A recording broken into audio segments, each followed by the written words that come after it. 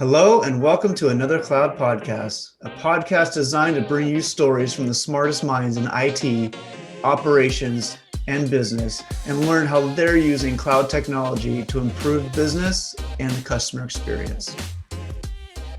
Welcome everyone to another episode of our podcast. Today we're joined by Henry from Company Nurse. So Henry, welcome to the podcast. Thank you, Artie. Thank you for having me on. Yeah, absolutely. And Alex is my co-host as always. So Alex, nice to see you again. Absolutely. Hey, I know we were talking about this a second ago, but I love how everyone has their passions on the wall behind them. And Artie, you clearly are the beer drinker of the group.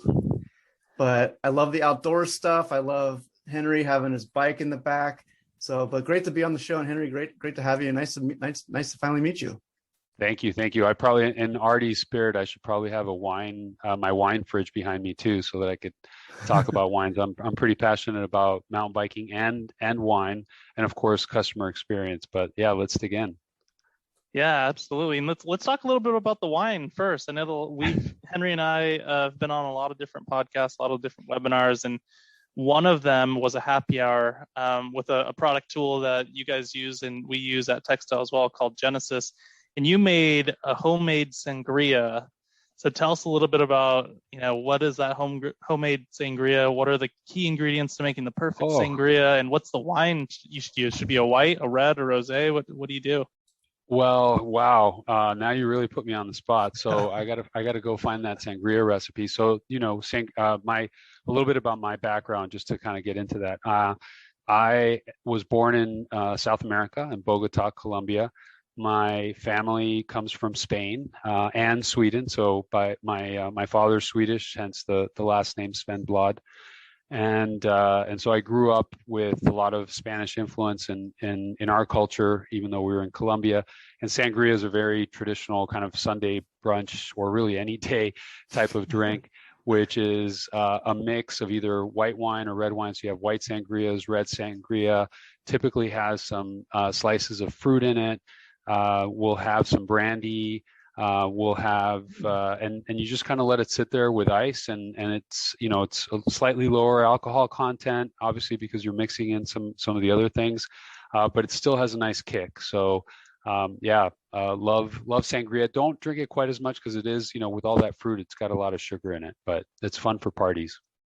Oh yeah, absolutely. I love sangria or a nice cold light beer when you're doing yard work on a hot summer's day. We were talking about this earlier. Henry told us that he's living in Scottsdale, so you got some pretty hot days, and we know that you love bikes. Tell us a little bit about your biking hobby and a little bit of a background of what got you into biking. Yeah, so it was actually it came about because I've always been a competitive athlete. So I was a competitive swimmer in school. And so I had the swimming down. And as I was about to turn 40, a little bit over 10 years ago, I was kind of in bad shape. Not bad, but I'd let myself slip a little bit, gain a few pounds, too much work. And I made a commitment to myself to kind of get in the best shape of my life. So I did.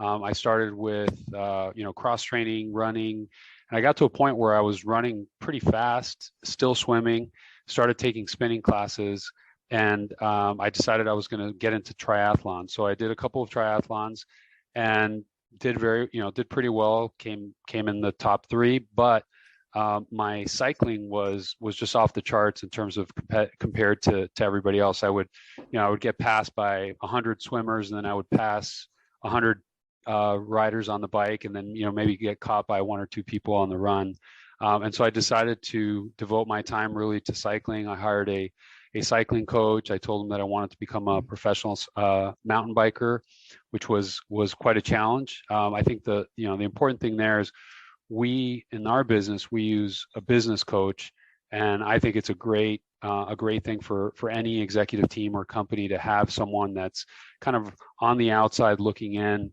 keeping you honest and helping you develop that plan based on what they see has worked for other athletes. So I worked my tail off for about 4 years, and I earned my pro card through just winning a bunch of races, competing in some big races, and I was able to travel overseas, join a couple of international races where I was really it was interesting to see the difference between being sort of the star in Arizona or competing on a national level here to some extent, and then going overseas and being middle of the pack, back of the pack compared to everybody else when you're competing with folks that are World Cup athletes and Olympians.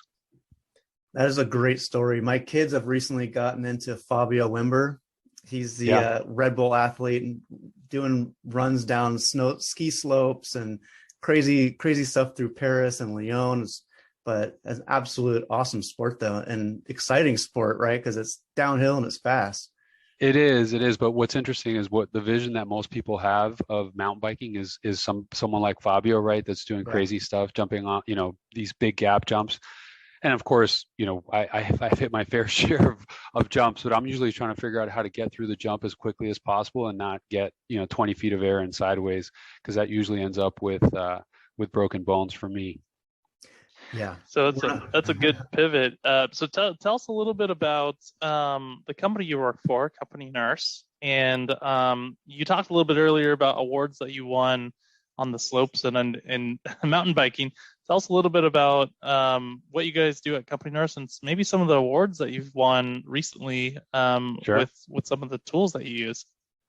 Yeah, thanks for that segue, Artie. So very excited about the organization I'm with right now. It's a company called Company Nurse, and we lessen the pain of workers' compensation which I know sounds thrilling, just as thrilling as jumping down a mountain, but it's pretty exciting. It's a very niche market. We have some pretty big competitors in terms of billion-dollar companies that give away the service that we charge for, and so we have to work that much harder on our customer experience and our results. And what we do, we have a call center here in Scottsdale. Most of our agents are remote. They were remote prior to COVID. They're certainly remote now. We have some spread throughout the U.S., and then we've got some international intake teams in Central America and in the Philippines. But basically, and prior to COVID, we were handling about 500 workplace injuries a day. What we do is somebody gets hurt at work, they call us, or they use our mobile service to reach us. And then through some of the integrations that we've built with our Genesis contact center, we're able to get a nurse on the phone with that individual very quickly. And then our goal is to return that person to work as quickly as possible, whether that means referring them to the appropriate point of care or maybe sending them back to work with some self-care instructions. We've focused, as I mentioned, on customer experience. So we do some things that our competitors don't. For example, our nurses are able to immediately book a Lyft or an Uber ride for that worker, get them to their appointment, get them back to work. We're able to very quickly, through geolocation and some of the work that we do on our provider databases, find the most appropriate location that has the services that they need. That's also something that's kind of a differentiator. You wouldn't think so. And then really what's different about this versus maybe a telemedicine or a general health consultation or triage is that we also have to then distribute the information about what happened in that injury to lots of different stakeholders in the chain. And that's where security and kind of our contact center technology and the technology that we've built comes in, where we have very complex and robust workflow engine that distributes everything from a text message goes to the employee saying, hey, here's your incident number, and by the way, here are your self-care instructions and how and what you need to do. We send the employee a state required injury report that needs to be filed, and there's some penalties and some timing in terms of how quickly that needs to be filed. So it really relieves the administrative burden from those managers. And then we're also passing the information to others along the chain, third-party administrators that manage the claim, the insurance carriers that adjudicate and pay out the claim, and so on. So that's kind of a quick summary of our traditional business that we've been doing for 20 plus years. As a result of COVID, we had to pivot. We work with a lot of schools, and we're a usage-based business. So schools not being in service obviously was a big impact, had a big impact on us in terms of our call volumes. We went from 500 plus incidents a day, which meant usually 700 calls some days, down to maybe 100 calls a day. We work with a lot of fire and first responders, so we obviously saw an increase in some areas, and certainly in our healthcare clients. That didn't really account for all of the schools that we're no longer calling. So as a result of that, we had to pivot to a new solution. I'll stop there because I'm sure you want to drill down on that. But yeah, I think it's really interesting, being a, chief technology officer, and most of the people that we've talked to on the podcast have been on the customer experience, customer success side. So it's interesting to see your take on how you've, progressed the technology over at Company Nurse. Describe a little bit about, because you've been there about 3 years, almost 4 years. What was in place before? Did you start Genesis after you got there? And then how is that foundation built? Because it just doesn't happen all at once. Like, where did you start to get to where you're at today with all that technology advancements? Yeah, it's a great question. I've actually been there a little bit longer because I actually started as a consultant. So okay. Through a mutual friend, I met the CEO of Company Nurse, Paul Binsfeld, and actually we sort of worked in the same building 20 years ago because it's a small world, right? We've all got those connections, small degrees of separation. But initially, I started as a security and technology consultant, helping them assess their systems and sort of figure out how do they go from being a on-premise installed solution type of organization where everything was being done in-house to where we are today. Fast forward 4+ years, where I kind of sold them on the philosophy of SaaS first, cloud first, which I know you guys, if you guys are big into CCaaS types of solutions. So the first thing was looking at their contact center platform. It was and again, no knock on Mitel. I've advised and worked with Mitel systems in the past, and obviously ShoreTel and that acquisition. But the system, like most installed systems, was at a point where most of the servers were out of date, out of spec. The software was not going to scale very easily. There were some real limits to what we can do from a quality management, workforce optimization perspective. And so we started by agreeing that CCaaS was the first sort of step into this new SaaS first, cloud first model. So we looked at Gartner's Magic Quadrant, and at the time it was Five9, NICE inContact, and Genesis. And so through a selection process and evaluation process, I led, the leadership team decided that Genesis was the right fit. Obviously, I had some input in that, and a lot of that had to do with their vision and architecture and where we wanted to go as a company. But a lot of it was also, and I think you guys can appreciate this, I wanted to keep it simple. One of my key rules from a security as a CTO perspective is complexity is the enemy of security, right? And so having multiple vendor relationships to manage in a Five9 scenario was really not something that we wanted to get into. And we knew that there's some better workforce management tools out there that large organizations have, but for a company of our size, having everything in one place through one vendor really made sense. So that's how we ended up with Genesis. Yeah, to follow up on that a little bit, because some of the people who are listening may not have the decision-making power of a CTO and have the decision-making power around kind of customer experience. Sometimes it's separated into 2 roles, 3 roles, or even teams. So talk to us a little bit about how you guys internally sold that this was the right move. Obviously, we know the benefits of going to a SaaS-based product in the cloud. And if you are the decision maker and there's only one sole decision maker, it's a lot easier. But if you have to convince a group of 4 or 5 people that may have different hats and they focus on just the technology side, just the IT security, and some other people just focus on the customer experience, how did you guys bridge that gap internally? And then what would you recommend to people who are trying to go through that process today? That's a great question, Artie, and I think it really depends on you hit it initially when you said, some organizations it's one person. Certainly, I wasn't the only one making the decision, and sometimes smaller organizations really, for them the cost is a little bit more significant. So sometimes that could be a challenge at smaller organizations. I've worked at some Fortune 50 companies in my past, and I think the challenge that a lot of these organizations have is that in order for them to move to a cloud contact center system like Genesys, you're basically talking about changing dozens, maybe hundreds of people's lives, right? You have a telecom team, you've got a network team. Sometimes those two teams don't always work together or agree on what the best path forward, right? The networking team typically has a Cisco hat on, and they think Cisco is the end all be all of everything that they do. And the telecom team probably has an old Avaya or Nortel platform, and sometimes there's a compromise where you end up with organizations like some of the customers we work with that they can't get out of their own way from an IT perspective because of some of those old install teams. So from my perspective, what I'd like to do as a consultant when I was a consultant was to work with organizations that, quote, get it, right? They understand that in order for them to be agile and to deliver the best customer experience, they need to focus on their core competencies. And so the first thing I would do if I had to convince somebody that was stuck on living in the past or having that sort of siloed mentality in their teams is really have a discussion about what do we want to be? Who are we?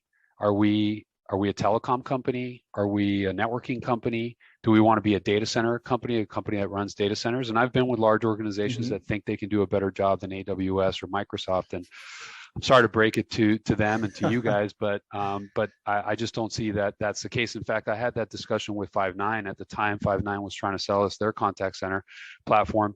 They claimed or argued that they could run a data center better than Microsoft or AWS. And fast forward a few years, and the market has forced them to embrace the public cloud. So I think first it starts with the attitude and the approach that companies take. Some companies are I think you're seeing what happened to the J.C. Penney's and Sears of the world that thought they weren't going to be replaced, and here comes Amazon with a better customer experience, and suddenly people don't necessarily have to try on those shorts to buy them, right?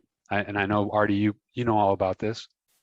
So I definitely know all about it, and Alex is definitely on the same board here. Alex, do you when you're consulting with people, when you're having phone calls and they're stuck in the mentality of, well, I never got fired for keeping Cisco, or it hasn't really fallen apart. It's broken a bunch of times, but it hasn't really fallen apart. My Shortel, Mitel, whatever it is. How do you get them out of that mindset and say, you got to look towards the future. You got to look towards a cloud-based SaaS product. You have to migrate for all the different reasons, but how do you get them to cross that chasm? It's a hard chasm to get someone to convince someone of something that they're trying to stay with, right? It's like cognitive dissonance, where it's like, well, they love Cisco. They're going to hold on to that Mitel, Avaya for as long as they can, but eventually something happens internally to where it's nothing that I could have done to convince them. It came from somebody else. The system broke, or there's a merger and they're bringing another company in and they need to merge them together, like the Genesys customer that we worked on over the summer, Artie, where it was like they have one person on Vonage, one person, another company on Shortel, and it's like, oh, well, we need to do something. And then the obvious choice when you're moving to a new system is going to the cloud first, because they start looking at the Gartner quadrant and seeing what's out there. But it's very hard to convince. We can guide and advise, but unless their mindset's already forward thinking to the cloud, it's a culture. It's very hard to convince someone.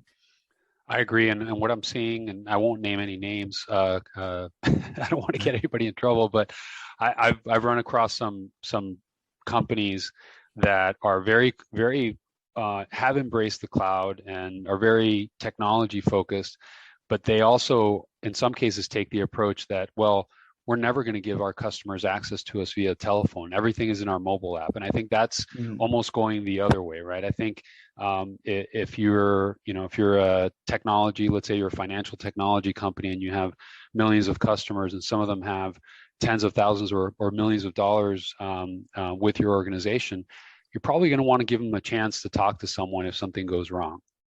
And so, some of it is kind of educating the leadership team of these organizations to understand what's the possible, right? What because it's easy to get stuck in the, well, I've never got fired from using Cisco, but what are my competitors doing, or what are some of the stalwarts in the industry doing, and why is it that I don't have that same capability? Why can't I deliver the same customer experience? Why can't I deliver the same speed to market with the solutions that I'm deploying? Why do I have all these disjointed systems? Why is my turnover 30%? And so when you start looking at how the business is performing or not performing, I think it's easy to then turn to, okay, let's focus on what our core competencies are. And let's look at companies like Genesys. And again, Genesys isn't the silver bullet. There are lots of great solutions out there, as you guys know.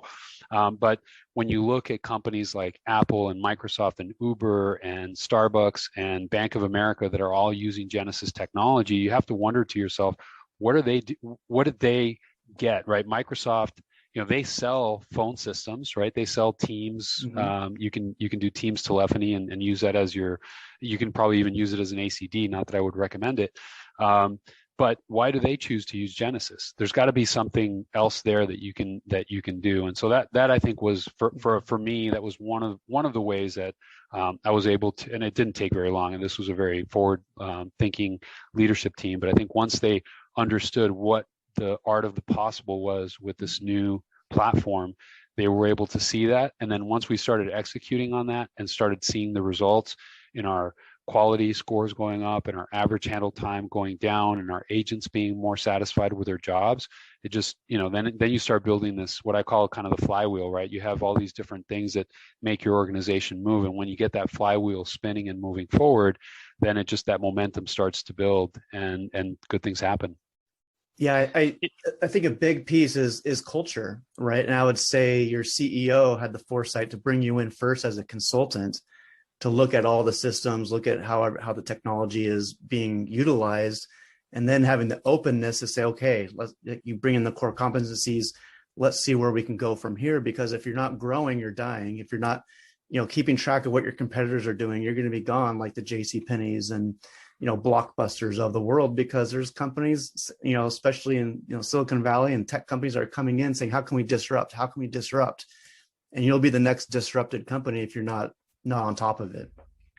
That's Alex, that's actually a great point. And I don't know if you've I think the book is called Disrupt Yourself, but it was actually something, and I'd love to talk about this some more and how we work with our business coach, but it was something that I recommended to the leadership team that we all read, and that we really think about how, and I think every business should ask themselves, how do I disrupt myself, right? What do I, because if you don't disrupt yourself, somebody's going to disrupt your industry, no question. And we're trying to do that in the small work comp space and in healthcare. The general healthcare is there are lots of companies that are looking to disrupt. But what I love about this industry is that we are a little bit further behind. So to me, it's a kind of a land of opportunity in terms of what you can do to disrupt the way things are being done today. I love how you highlighted that the Microsoft support team, the call center that is at Microsoft, uses Genesys, which is, it's kind of funny, because oftentimes Alex and I will be talking to a customer or someone who's interested in making this migration, and the first question they have is, what's the best CCaaS tool that integrates with MS Teams? Because we've got MS Teams, it's already there. Everyone's using it, alongside maybe Zoom, but they're really supposed to be using Teams. They use Teams. What is the best? And I usually don't answer it directly, and I usually say, well, if the Microsoft support team, their contact center, is using Genesys, and obviously they're going to be using MS Teams integrated directly into that, that's probably where I would recommend you go.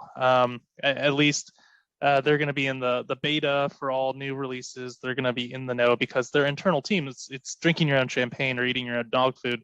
They need to develop that first with Genesys so that their Microsoft support teams can kind of progress and move forward. So definitely a great call out. And you talked, so that kind of pivots us to the next question that I had. You talked about speed to market. And I love that. That's an amazing phrase. And that's something that most people don't think about when they're transitioning from an on-prem to in the cloud environment. They don't think 3, 4, even maybe 1 year beyond their implementation and say, what are the benefits that what's the hidden ROI that I'm going to get? And I think speed to market's a great thing to call out. So the question is really around, and you could drill into this a little bit more because you alluded to it earlier. You guys had to pivot to a new potential solution or product for your customers. And of course, being in the cloud with not only Genesis, but other tool sets have enabled you to, go to market faster. So what is this new tool set? And, how has the technology that you have today enabled you to get to where you are? Versus if you're on premise and not having the ability to develop that.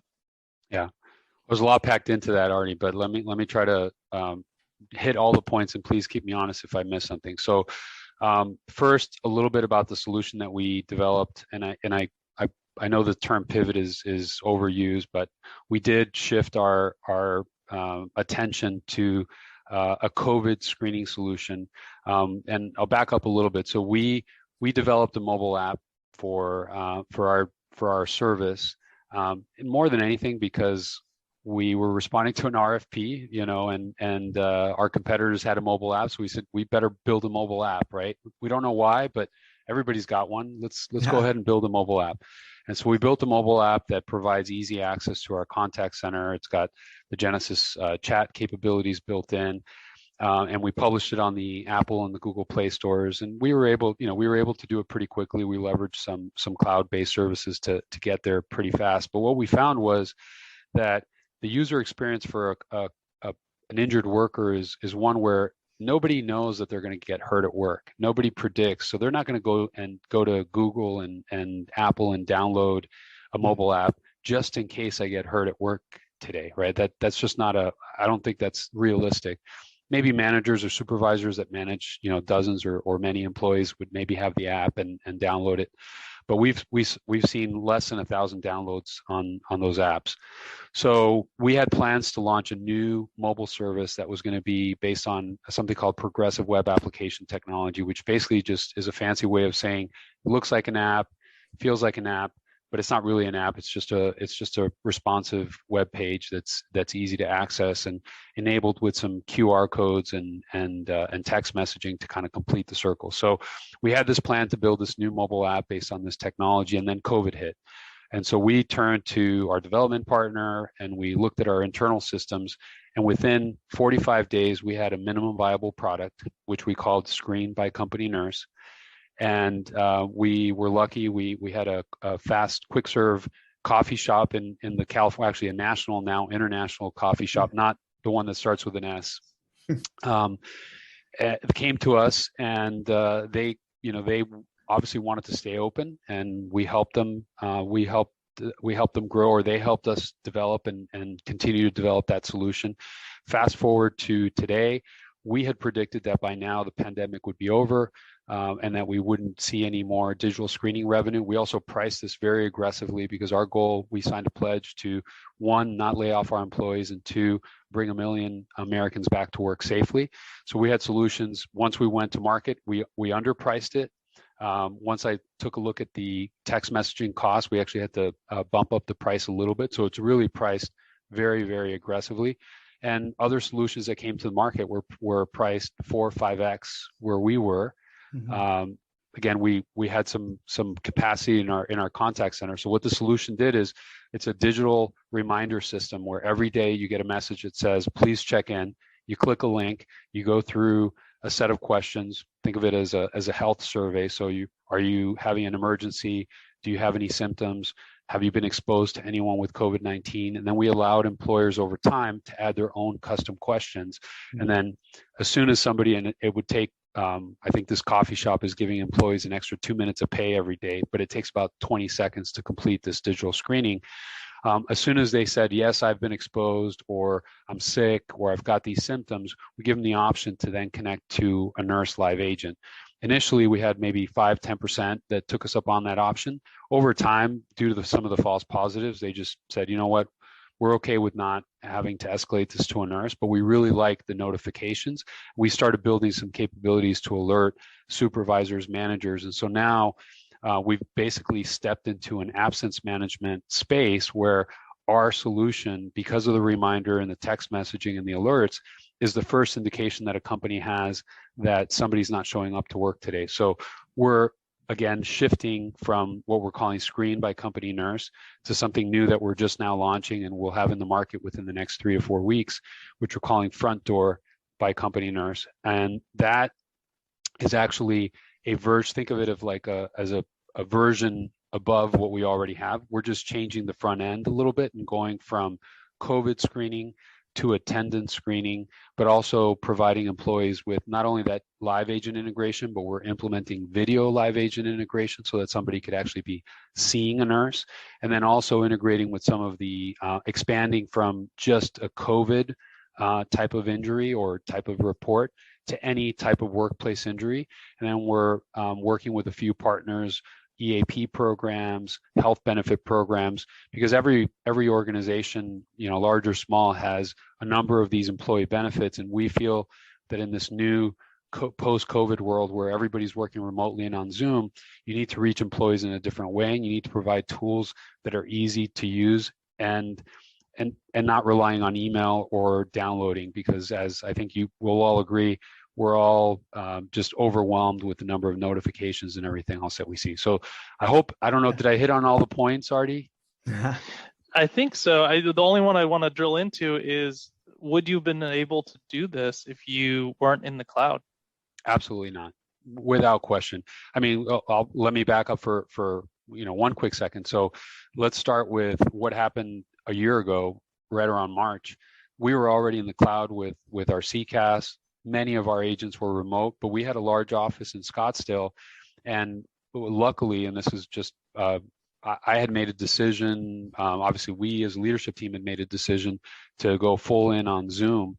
And so we had Zoom rooms and everybody had a Zoom license. And, fast forward to March 15th or 16th, whatever that Monday was, everybody go home. And we've been home since.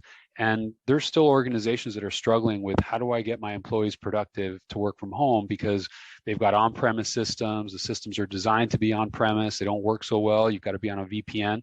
We are now we're not only in the cloud, but I coined this kind of battle cry for our organization that we deem serverless in Scottsdale. It's kind of like sleepless in Seattle, but just maybe more IT focused. So we are now 100% serverless in Scottsdale, meaning our corporate office is no different than a lounge at an airport or a hotel where people can get Wi-Fi and they get access to all the systems that we have, but everything is cloud-based. So not only were we able to quickly pivot to this digital screening solution and now this Front Door, but we were able to have our employees 100% productive the first day that everybody went home. And I'm sure some of us missed some of the things in the office, but that in and of itself wouldn't have been possible if we hadn't embraced the cloud the way we did. Yeah, that it's interesting because, and Artie, I was going to essentially ask the same question, right? Like, what did it look like 2 or 3 years ago if this had happened, and what that transition would have been like? Because we see tons of clients that are still struggling, right? They're doing VPNs, they're in the process of doing it, but they might be stuck in contracts, or they just bought their system 4 years ago and they don't want to write it off completely because it still has depreciation left. So it's an absolute struggle that companies are dealing with. Exactly, or they're shipping firewalls and load balancers and hard IP phones to every remote employee, and then having to spend all the management time to configure and set that up, and what if somebody trips over a cord? It's wild. I can tell you, and again, I won't name any names, but we've shifted from being a service-based company to being more of a technology company and offering our technology even to some of our competitors. And when we go into some of these large competitive situations with these billion-dollar Fortune companies, I've had some tell me, well, our IT team doesn't allow AWS. Okay. Job security. Yeah, exactly. So your IT team doesn't allow AWS. Okay, well, interesting. Let's go through some of the organizations that are using AWS that might have a little bit more of a security focus than you. And so it's hard sometimes to buck that mentality, but it's out there. Yeah, I see that all the time with whichever kind of products that we're looking at, where we call them turf protectors, right? It makes complete sense for a customer to go a certain direction, like no brainer, but you have that system admin or you have that telco admin or whatever it might be, and they just kibosh it. They stonewall it. It's their They job say security. this guy doesn't know what he's talking about, and that you don't have that champion or influencer because they're controlling that decision maker's view on what's being presented to the organization. So going higher up definitely helps, right? Get past that turf protector sort of thing, but they're definitely out there, and it's those are the companies that aren't gonna thrive. Yeah, and Those are I the love JC Penney's. The JC yeah, Penney's. exactly. And I love the you called them the champions, but also there's the challengers. If you could find the person who's in the organization who is okay with and comfortable with challenging the status quo, those are the people who are really going to push things forward, and not only push things forward for the organization, but also be progressively thinking about what's the next step, because in reality, real job security is I need to not be doing mundane work, and I could be replaced by someone else that can be doing mundane work. I need to be the innovator in the company that's pushing it forward, because the people who are innovators are a lot harder to replace than the people who are just doing the tasks or maintaining a system admin for Cisco or ShoreTel or some sort of on-prem solution. So if you can elevate that person who is doing the turf war, and you say, hey, you can be this challenger instead, and you could not only help with the implementation, but progress your own education and grow and learn this new tool set, it's going to open up more opportunities for you internally at this company and other companies from a consulting standpoint. So yeah, definitely interesting. Spot on, Artie. And that's a discussion that I had with a lot of the technology team, right? That to your point, and I just want to say we definitely didn't have near any of those sort of turf issues as we described, but there's still some amount of quote unquote selling that needs to happen, or just education. Look, your value as an employee, and this is something that I feel very passionate about as I'm getting older and no longer professional cyclist, and kind of thinking about, what's that last big effort, or maybe even thinking about that island with that Sangria, is I'm really passionate about building up people's careers and providing opportunities for not only for the folks in my organization, but even just helping the organizations that we work with. And a lot of that starts with really helping them understand what's possible in their careers if they embrace some of these technologies, right? So if you become a Genesis expert, what does that mean? And what doors does that open for me? If I become an AWS cloud infrastructure engineer, what does that mean?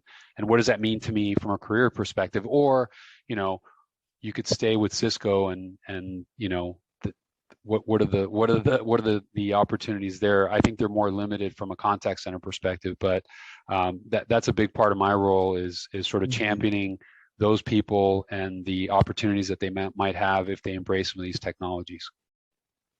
Yeah, we've talked to a lot of our guests about the leadership role, right?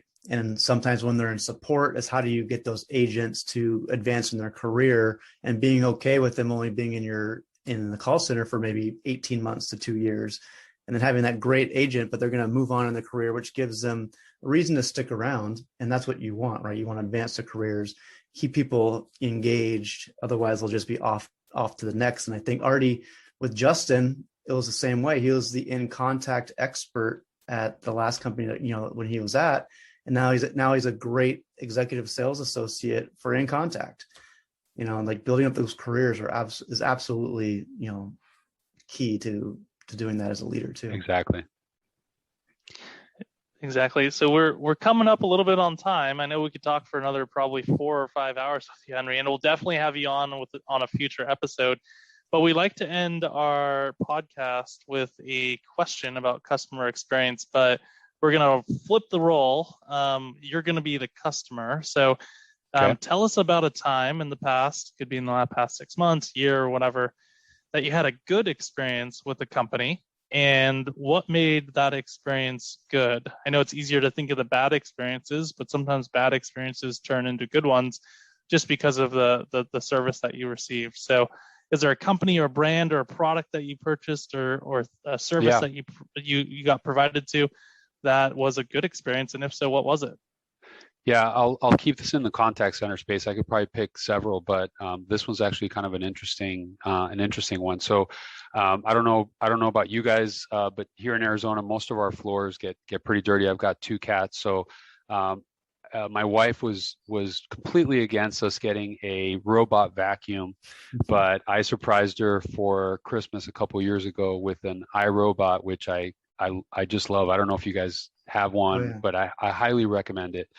And so we got an iRobot, and again, we've got a couple cats, so there's a lot of hairs, and this thing just, it stopped working. Yeah, I forget what it was. It was jammed up somehow. So I called their contact center, and they have, and I found out after having an amazing experience with an agent. I mean, they answered the phone quickly. They were super knowledgeable. They were smart. They walked me right through the process in a very calm way, which, it's one thing to walk somebody through technology, but when you have a physical product that you have to take apart, I think it requires a different level of skill. And being kind of the contact center geek that I am, I wanted to know where they were. And so I found out that this is an organization that runs contact centers out of Grenada in the Caribbean. And we were looking for a third party to help us. We were, and this is kind of getting a little bit into the weeds, but we had been using an outsourced contact center that was handling our calls on an Avaya platform or some old platform. And so we had made kind of a decision, in addition to switching over to Genesis and going to the cloud, we were looking at changing our sourcing strategy and getting all of our agents onto the Genesis cloud platform so that we had more control over the calls and the quality of those calls. So I was shopping around for contact centers, and I found out who that company was, who they work for, and we ended up working with a contact center provider in Honduras. But it was just kind of an interesting, segue, because here, an agent that you're talking to helping you with your robot gives you such a great experience, and now I'm shopping their company to see if they can provide agents for us. I love that example. It's a great story, and you never know who you're talking to, right? I mean, that's the beauty of support. Well, and I had to kind of pull the information out of the agent, because they were trained to say, well, I work for iRobot. And I was like, well, I get that, but who do you get your paychecks from, right? I was trying to get to the who do you really work for? And it was interesting discussion. Well, Henry, it's been an absolute pleasure having you on the podcast. You'll be hearing from us again to do another episode, and looking forward to sometime in the near future getting together. I don't know if we'll do it in Scottsdale. Might be too hot during the summer, but for a nice pitcher of Sangria. Absolutely. I'll be out in California this summer, so I will hit you guys up. There you go. We'll be here ready for it with the recipe in hand. And my borrowed surfboard. I won't be able to keep up with you, Alex. Got plenty. I'll try. Plenty to go around. And you got plenty of boards? I've got and we'll go mountain biking too. And you can just wave to me when you're at the top and I'm at the bottom. I'm still climbing. Well, I don't know. I'm pretty retired now. Now it's all about, I measure the value of a ride now, not by how many kilojoules or watts I average, but how many beers we have afterwards. There you go. It's got to be fun, right? The reward at the end. But yeah, again, thanks for jumping on. We really appreciate it. And it was great having you. Thank you, guys. Well, that wraps up the show for today. Thanks for joining, and don't forget to join us next week as we bring another guest in to talk about the trends around cloud contact center and customer experience. Also, you can find us at adleradvisors.com, LinkedIn, or your favorite podcast platform. We'll see you next week on another Cloud Podcast.